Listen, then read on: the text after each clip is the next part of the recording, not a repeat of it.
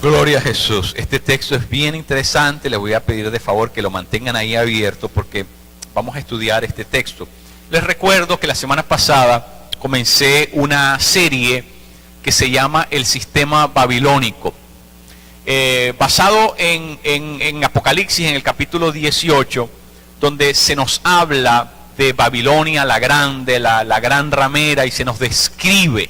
Cuando se nos describe ese sistema, obviamente es fácil entender que se trata de lo que se llama el mundo, solamente que es una máscara, ¿verdad? Es un disfraz diferente, pero detrás de ese disfraz diferente está la misma persona, es decir, el mismo sistema gobernado por esta mente maestra macabra que nosotros sabemos que es Satanás, el que opera, el que mueve, ¿verdad? Los botones detrás de ese sistema es Satanás mismo. Así que este sistema diabólico es el que estamos estudiando precisamente para entender cómo opera y cómo nosotros como Iglesia de Cristo tenemos que estar en la jugada, tenemos que entender, ¿verdad?, esa realidad, y tenemos que saber cómo movernos en esa realidad, y tenemos que entender, por supuesto, la sociedad en la que estamos viviendo.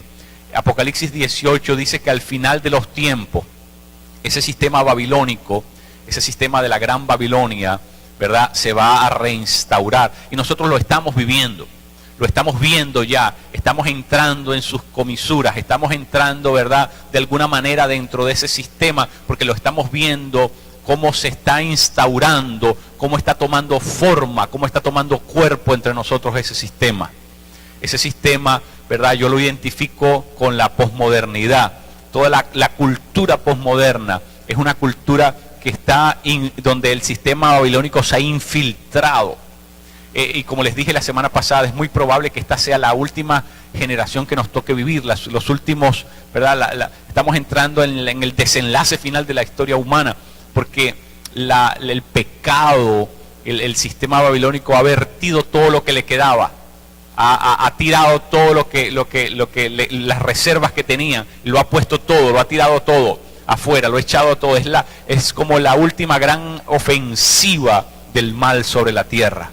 Así que estamos en tiempos peligrosos, por eso necesitamos conocer profundamente lo que significa este sistema babilónico. Mire, Babilonia, ¿verdad?, literalmente significa confusión, significa la puerta de los dioses, eso es lo que significaba Babilonia, confusión o la puerta de los dioses. Nada mejor puede describir lo que es la sociedad actual, una sociedad llena de confusión. Una sociedad donde la confusión reina, impera, campea, ¿verdad? Esa es la realidad en la que nosotros nos movemos diariamente, donde el ser humano está confundido. Y por supuesto, cuando dice la puerta de los dioses, nosotros sabemos que es otra de las mentiras de Satanás, porque los dioses no existen, hay solamente un Dios, que es el Dios vivo, el Dios poderoso, el Dios de Israel. Los demás no existen, son dioses falsos, y en realidad, como dice el capítulo 18 de Apocalipsis, Babilonia es la gran madriguera de los demonios, guarida de demonios, así lo llama. Así que estos tales dioses no son ningunos dioses, son realmente demonios, porque en Babilonia los demonios son los que operan el sistema, los que están detrás del... Ahora, este sistema nosotros no lo identificamos, no lo podemos ver, ¿verdad?, así como vemos el mundo físico, material que nos rodea, porque este es un mundo, este es un sistema que subyace, está detrás, está escondido, es está subrepticiamente presente detrás de la realidad que nosotros podemos ver con nuestros sentidos. Así que, a no ser que lo discernamos espiritualmente, no lo podemos identificar. La única manera es cuando nosotros, ¿verdad?, por medio de la ayuda del Espíritu Santo, de la Escritura, ¿verdad?, nosotros podemos discernir este sistema y podemos interpretarlo y podemos saber cómo operar, cómo movernos y cómo atacar y defendernos de este sistema.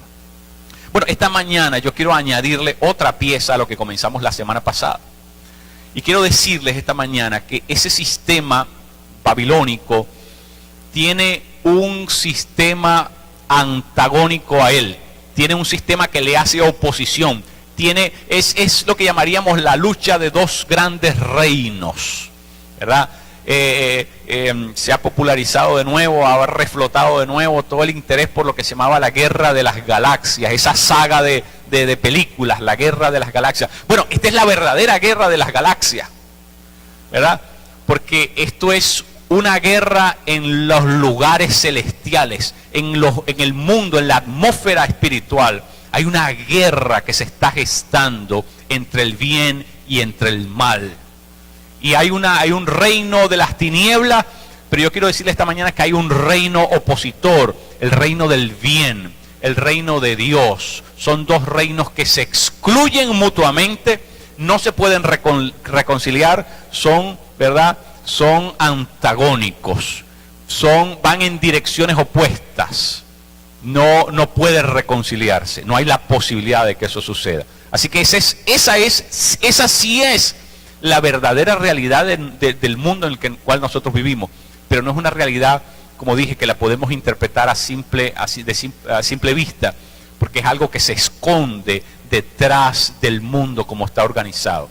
Es una guerra en el mundo celestial, espiritual, el mundo que tiene que ver con el mundo que está más allá de la materia, más allá de lo físico, metafísico, más allá de lo que nosotros podemos registrar por nuestro sentido. Ahora mire, ese mundo es más real que el mundo que nosotros podemos ver. Yo quiero que usted entienda esto. El mundo espiritual es más real que el mundo que nosotros podemos ver. ¿Por qué es más real? Porque es ese mundo que gobierna este mundo. Es el mundo espiritual que gobierna, que tiene la capacidad de poder girar el timón de la historia humana. Es decir, es lo que pasa dentro de la esfera, dentro de esa dimensión espiritual, lo que determina, ¿verdad?, que pase dentro de lo que nosotros llamamos la historia real.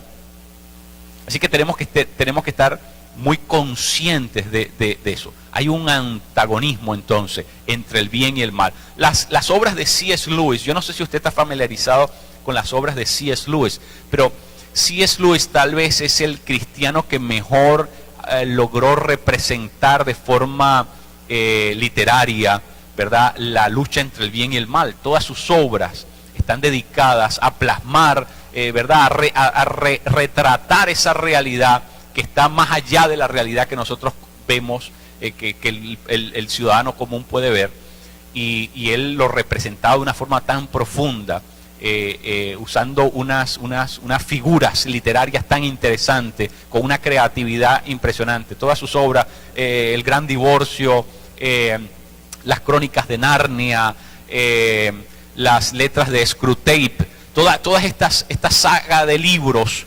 que C.S. Lewis hizo, nos ayudan a entender esa realidad que no podemos ver de otra forma.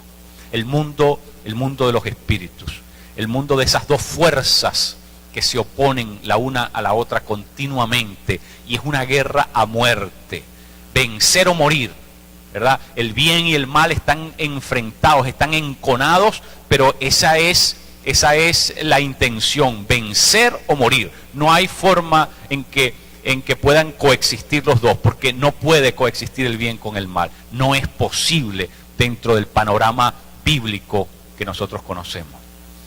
Ahora,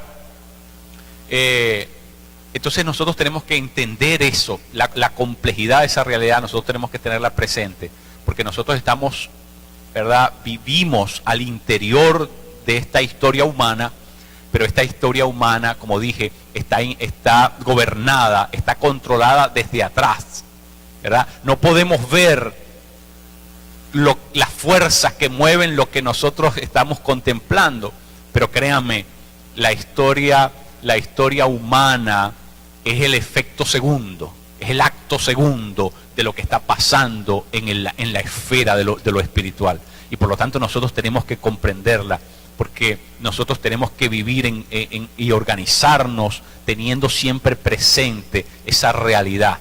la realidad espiritual. Muy, muy, muy importante que nosotros entendamos eso. Miren, toda la Escritura enseña ese antagonismo, ¿verdad? Entre un reino y otro reino, ¿verdad? Por eso Jesucristo, cuando habló con Poncio Pilato, Juan 18, el Evangelio según San Juan capítulo 18, Jesús le dijo a Poncio Pilato: mi reino no es de este mundo, ¿verdad? Marcó una línea en el piso, dijo: mi reino no es de acá, mi reino es de otro lugar, tiene otro origen, es otra cosa, ¿verdad? Así que comienza a identificar dos realidades evidentes. Jesús dijo, Pablo, tomando la enseñanza de Jesús, dice en en Colosenses capítulo 1 verso 13, dice: Dios nos ha trasladado de la potestad de las tinieblas al reino de su Hijo amado. ¿Qué está diciendo? Que hay dos reinos: un reino que es el reino del mal, de las tinieblas, del pecado, y un reino que es el reino de Jesús, del bien, de la luz, el reino del Hijo amado, ¿verdad? Dos reinos, pero esos reinos se oponen mutuamente, están en franca oposición. En Lucas, en el capítulo 11, a Jesús le comienzan a atribuir que él sacaba a los demonios por orden de Belcebú, o sea, usando los poderes de Belcebú. Y Jesús dice: un reino no puede estar dividido contra sí mismo, ¿verdad? Porque si no, se va a venir abajo, se va a caer.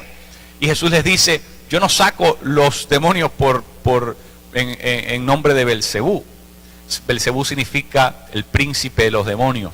Jesús les dijo: pero si yo saco los demonios por el dedo de Yahvé, eso quiere decir que el reino de Dios ha llegado a ustedes.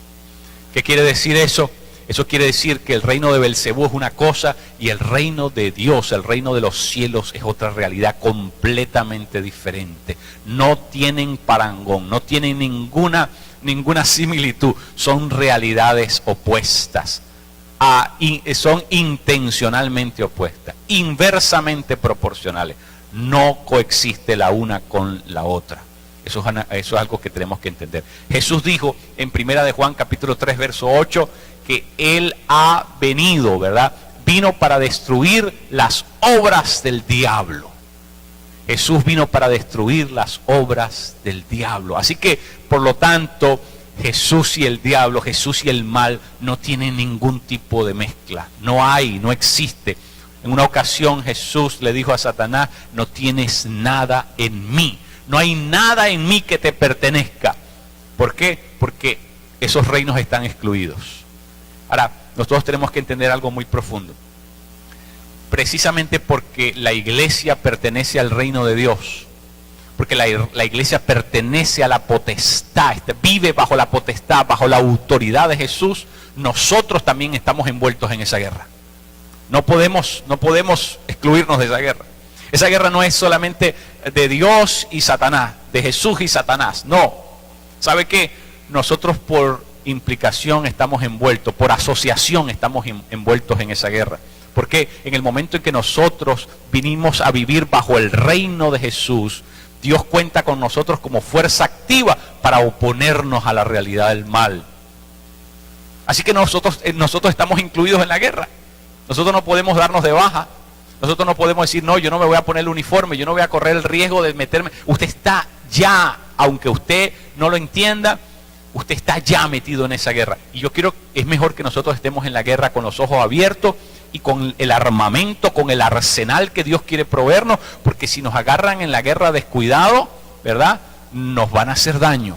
Así que es mejor estar con los ojos abiertos. Y por eso esta serie es para que usted entienda cuál es nuestro lugar en esta guerra. Nosotros no podemos eludir la guerra. Fíjense lo que dice la Escritura en Juan capítulo 17. Jesús le dice a sus discípulos: el mundo les ha odiado porque no son del mundo. ¿Hablando de quién? Hablando de sus discípulos. Nosotros, los discípulos de Jesús, no somos del mundo. Por lo tanto, ¿cuál es la inferencia? Que el mundo nos odia. Ese sistema satánico, ese sistema diabólico, demoníaco, nos odia a nosotros, la iglesia. Porque nosotros no somos del mundo. Porque nosotros no somos del mal. Porque nosotros no participamos del pecado. Porque nosotros no estamos envueltos en eso. Así que va a haber un odio. Se repelen los dos reinos. Así que usted no puede jugar al tercerismo, a jugar el lugar intermedio, a jugar el papel de pacificador. No, esta guerra es a matar, esta guerra es al duro y sin guante. Esto es vencer o morir. Aquí la historia de la humanidad va a terminar precisamente en el punto en que el mal es destruido, acabado completamente. No hay forma de regresar a otro estadio, a otra posibilidad. No está contemplado en el temario bíblico. Es a vencer o morir la guerra entre el bien y el mal. ¿Sabe lo que decía un literato inglés llamado George Orwell?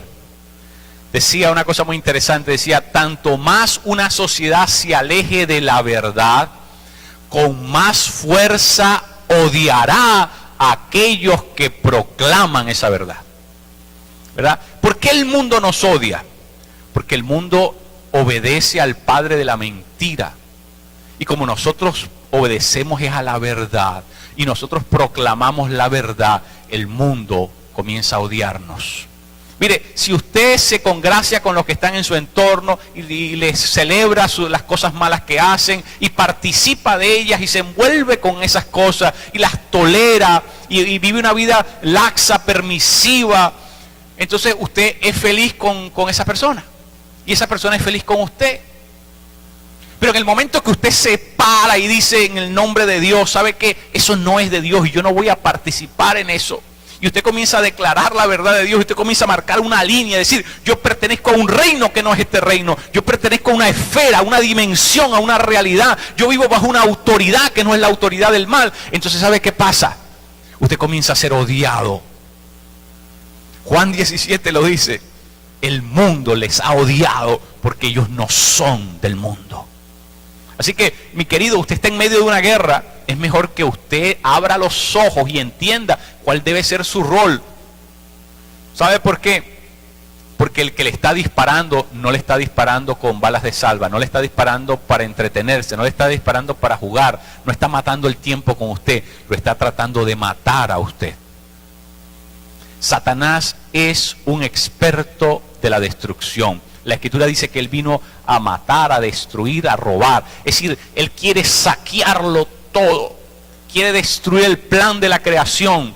La semana pasada vimos que su reino es un reino de hedonista, egoísta y necrófilo. Es decir, la muerte es el fin, el propósito final del ataque, de la obra de Satanás. Entonces nosotros tenemos que estar conscientes de eso. Mire lo que dice el texto de hoy, Primera de Juan, en el capítulo 2, verso 15. Dice: no amen al mundo. No amen al mundo. ¿Sabe lo que dice la Escritura en ese mismo texto? Que si nosotros amamos al mundo, nos hacemos enemigos de Dios y el amor del Padre no está en nosotros. ¿Sabe lo que quiere decir eso? O estás con ese reino, o estás en este reino, pero no puedes estar en los dos al mismo tiempo. O nosotros amamos al mundo, o amamos a Dios. Tenemos que tener fidelidad en nuestro amor a un solo Señor. O Satanás es nuestro Señor, y disfrutamos esa realidad llamada mundo, o Jesús es el Kyrios de nuestra vida, y nos sujetamos a la autoridad de Jesús y vivimos en franca, decidida y resuelta oposición a ese sistema que se llama el mundo. No podemos vivir en dos aguas, no podemos movernos en dos realidades.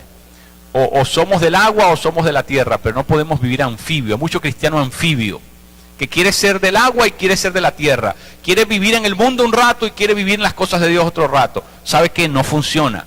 Porque si tú eres amigo, si tienes amistad con el mundo, eres enemigo de Dios. Dios te la pone bien clara.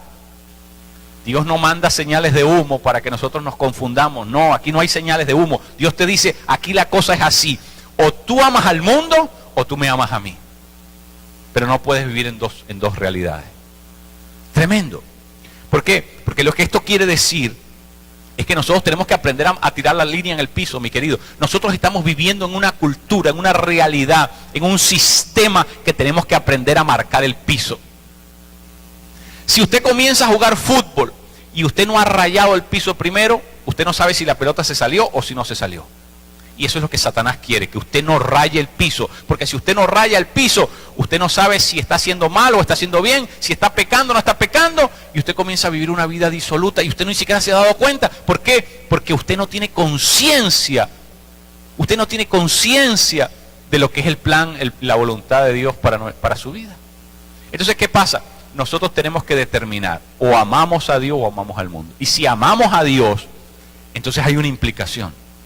Hay una implicación. Pero mire, este texto nos habla de algo muy interesante. Porque este texto nos muestra, fíjense bien, nos muestra la manera en que el mundo, ese orden, ese sistema, que Apocalipsis lo llama Babilonia, ese sistema nos enseña cómo opera ese sistema en la vida nuestra. Y yo quiero enseñarle esto, mi querido, para que usted se haga consciente cómo está usted siendo bombardeado, cómo está siendo usted atacado diariamente. Tres elementos usa el enemigo, usa Satanás para atacar a un cristiano. Y para poder sacarlo, ¿verdad?, de su zona de protección y comenzar a destruirlo sistemáticamente hasta que lo doblega. Mire, tres cosas. La primera, dice, no améis al mundo ni las cosas que están en el mundo, porque las cosas que están en el mundo, ¿verdad? Y entonces comienza a describirlas. ¿Cuáles son? Primero, dice, el deseo del cuerpo.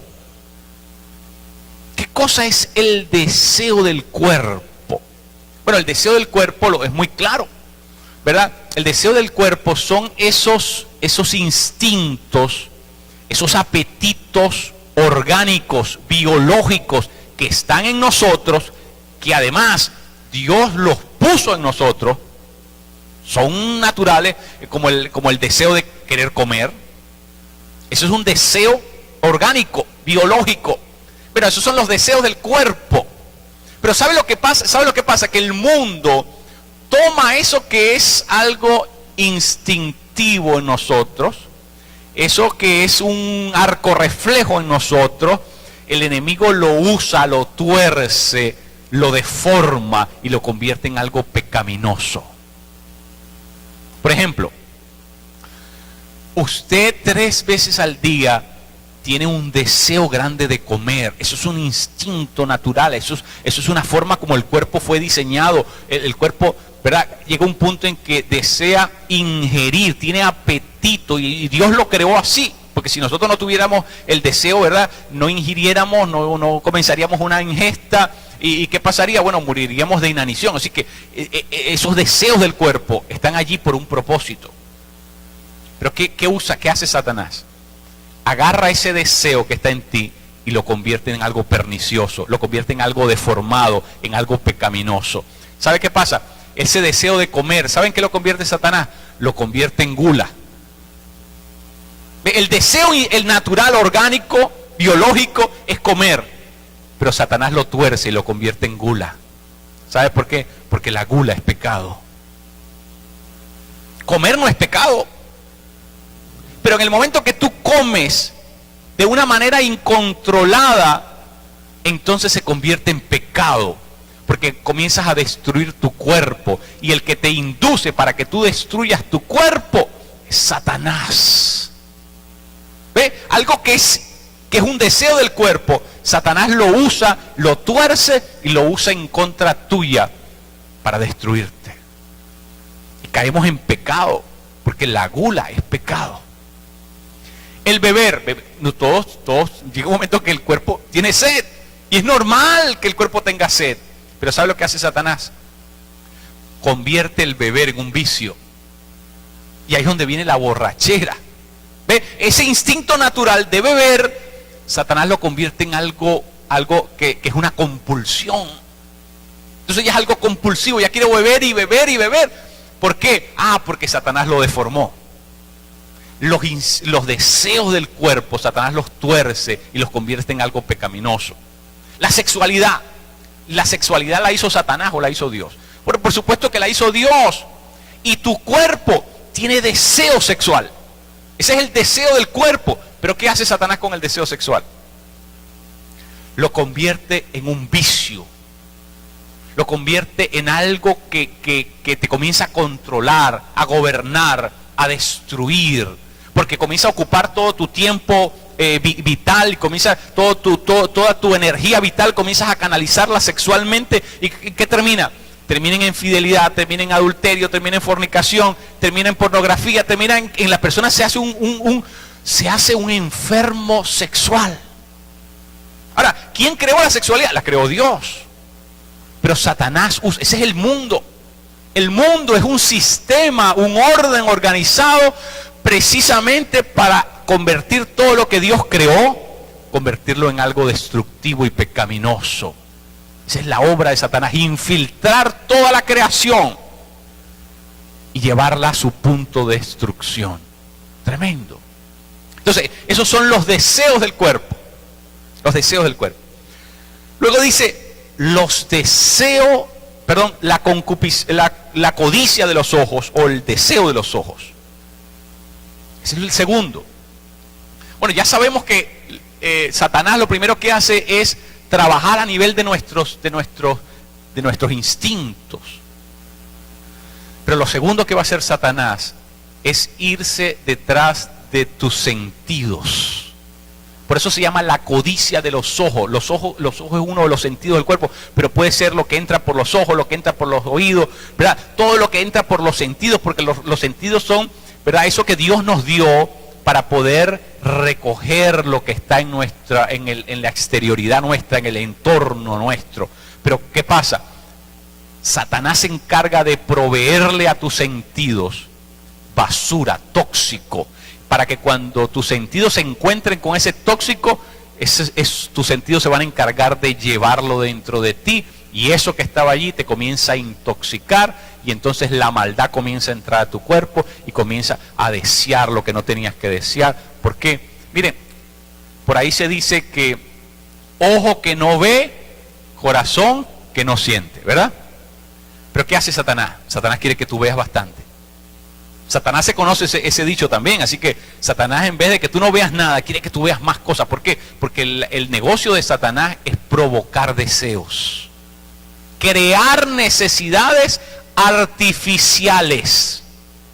Son necesidades creadas las que Satanás inventa. Es decir, comienza a presentarte más y más cosas, y de forma más deseable, más agradable, más cautivadoras. ¿Para qué? Para que mientras tus ojos ven más, desees más. La codicia. La codicia. Comenzamos a ver y comenzamos a desear. Y mientras más vemos, más deseamos. Entonces, lo primero le va a tirar a tus instintos naturales.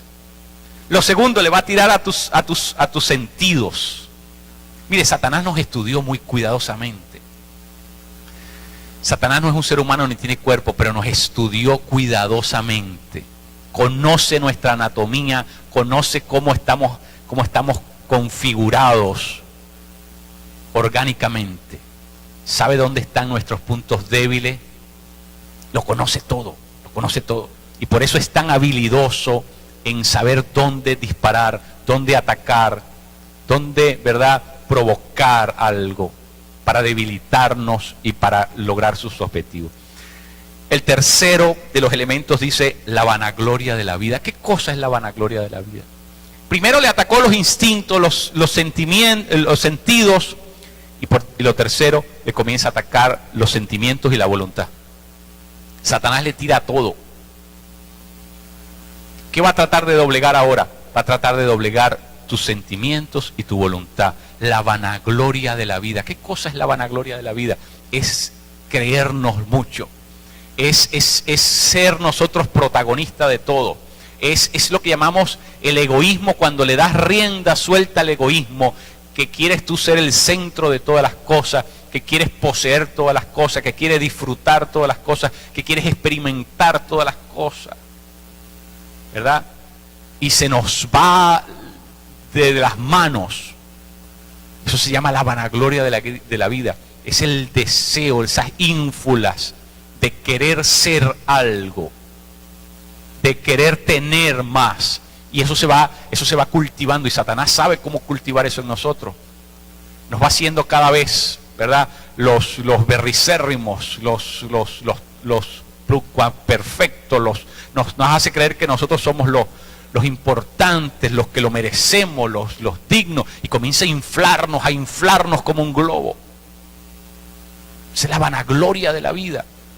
Comienza a nutrirnos con su basura, con sus mentiras, y comienza a elevarnos, a creernos que nosotros... ¿Y sabe qué?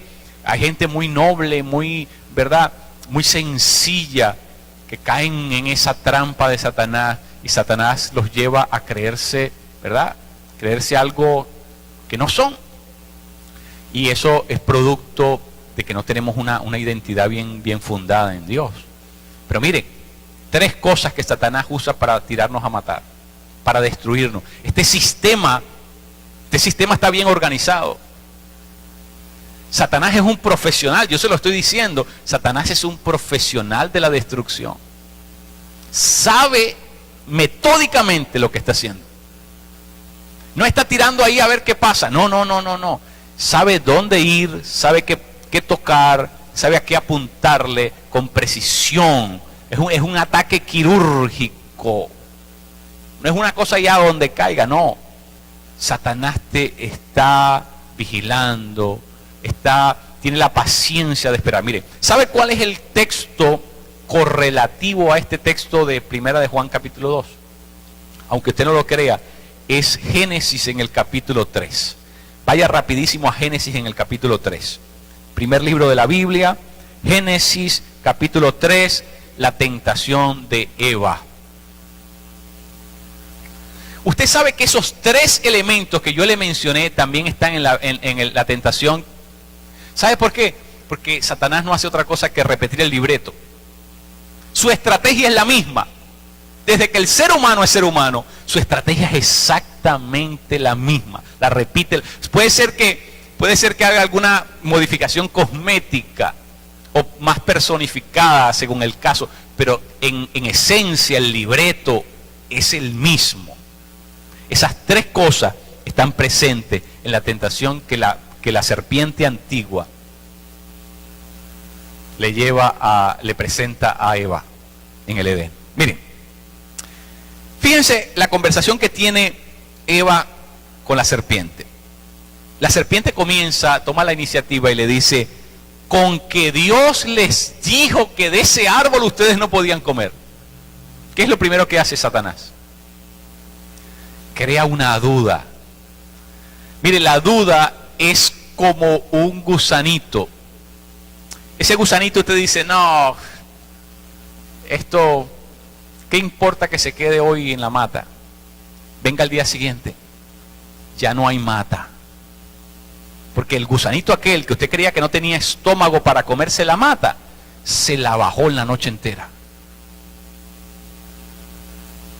La duda es algo que si usted la deja mucho tiempo aquí, la duda le comienza a comer todo adentro. Y eso es lo que Satanás hace. Satanás te siembra la duda. Con que Dios dijo que ustedes, mira, ya la infectó. Ya Eva estaba infectada con la duda en ese momento. Porque Eva comenzó entonces a preguntarse: ¿y verdad? ¿Será que nosotros entendimos bien? Entonces ya comenzó a trabajar aquí el cerebro. Satanás lo que quiere es que tú cambies la versión de lo que Dios dijo. Qué interesante, ¿no? Entonces Eva responde y dice: no, es que Dios nos dijo, ¿verdad?, que de ese árbol no podíamos comer porque si comíamos de ese árbol íbamos a morir. ¿Qué le dijo Satanás? No van a morir. ¿Qué es lo segundo que Satanás hace con Eva? Comienza a contradecir lo que Dios había dicho. Comienza a contradecir. ¿Ve? Entonces, primero le siembra la duda y después comienza a contradecir lo que Dios había dicho. Diciéndole: no, eso no va a pasar, eso no es verdad, en otras palabras. Satanás es sumamente astuto. Por eso dice la Escritura: el animal más astuto, ¿no dice el texto? El animal más astuto. O sea, Satanás se encarna físicamente en el Edén en el animal más astuto de todos. Primero le siembra la duda y después comienza entonces, ¿verdad?, a socavar, a ir más profundo, a cavar más hondo para desarticular completamente el pensamiento de la mujer. Y le dice, no morirás. Contradice enfáticamente lo que Dios había dicho que sí iba a pasar. La mujer le responde. Y entonces Satanás, por último, le dice, lo que pasa es que Dios sabe que si ustedes comen de ese árbol, se van a abrir sus ojos y serán como Él, serán como Dios. Wow.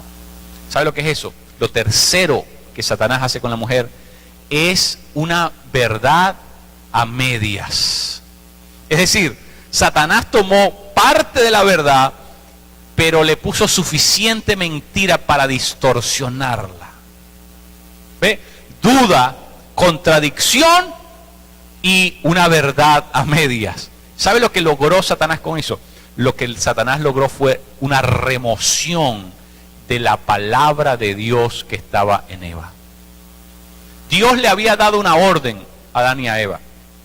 Dios le había hablado a la vida de estos dos personajes. Dios le había dado una orden.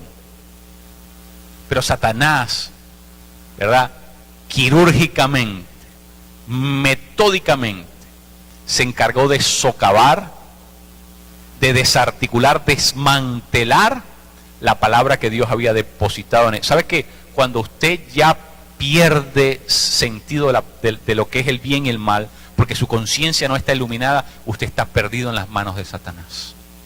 Lo único que puede prevenir que nosotros no cedamos es cuando nosotros nos anclamos en la palabra y no abandonamos lo que Dios ha dicho y no dudamos, ni contradecimos, ni mezclamos la verdad de Dios con nada. Es cuando nosotros podemos sostenernos ante el ataque de Satanás. Así que Eva tenía la palabra porque Dios les había hablado, pero Satanás se encargó de sacar de ella la palabra. Y después que la palabra ya no estaba en ella, es decir, que ya Eva no se sujetaba a la autoridad de Dios en esa palabra, Eva estaba perdida, ya no tenía verdad de dónde agarrarse, ya no había posibilidad de regresar, porque ella misma había permitido que Satanás, ¿verdad?, que Satanás la vaciara de esa palabra. Ahora, ¿qué hace después que Satanás ha sacado la palabra de la mujer? Le presenta la fruta. Ahora, ¿sabe lo que dice el texto? Que esa fruta era buena, agradable y codiciable. Qué interesante, 3 adjetivos: bueno, agradable, codiciable. ¿A qué estaba apelando Satanás? A los sentidos, es obvio. Pero yo le puedo garantizar una cosa, que Satanás escogió la hora en que la mujer tenía más hambre para presentarle la fruta. Yo se lo puedo garantizar. Porque Satanás no es tonto, dice el texto que es astuto. Y primero que los sentidos están los instintos, así que seguramente que Satanás esperó que la mujer tuviera un hambre, pero a todo meter. Y cuando la mujer estaba bien hambriada, se le apareció y le comenzó la conversación. Y sabe que la combinación de los instintos con los sentidos, cuando usted tiene hambre y le presentan un manjar, la cosa va mal, la cosa no se ve bien. Porque se unieron dos cosas. Se unieron los instintos con el trabajo que hacen los sentidos. Seguramente aquella fruta era fragante, buena, agradable y codiciable para obtener sabiduría. Es decir, esa fruta lo tenía todo. Y la mujer, ¿verdad? Y para colmo de males, Satanás ya le había dicho que si se la comía, ¿qué cosa? Iban a convertirse en dioses. iban a ser como Dios mismo. Ahí no había pérdida. ¿Sabe lo que está haciendo Satanás? Satanás está seduciendo el alma humana. Es la seducción del alma.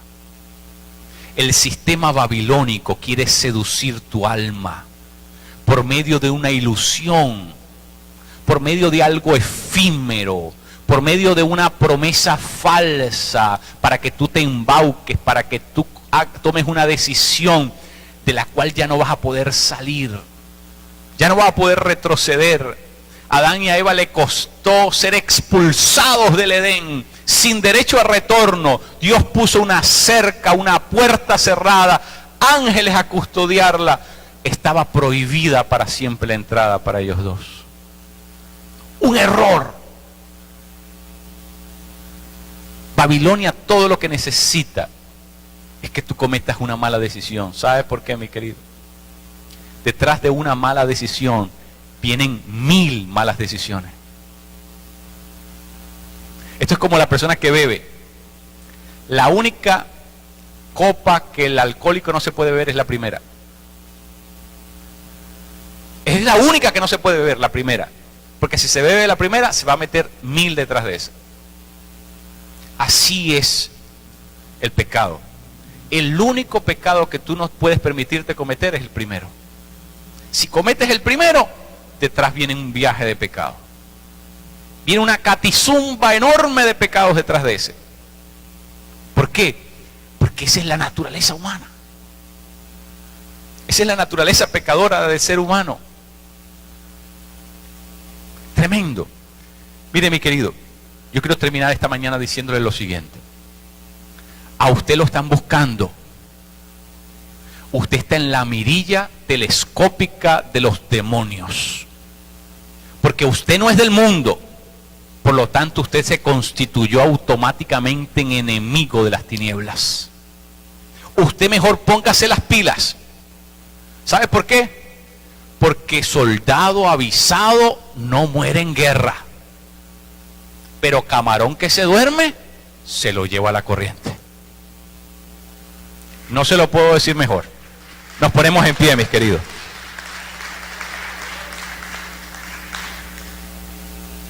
Dale un abrazo fuerte a tu hermano. Bendícelo en el nombre de Jesús. Bendícelo en el nombre de Jesús.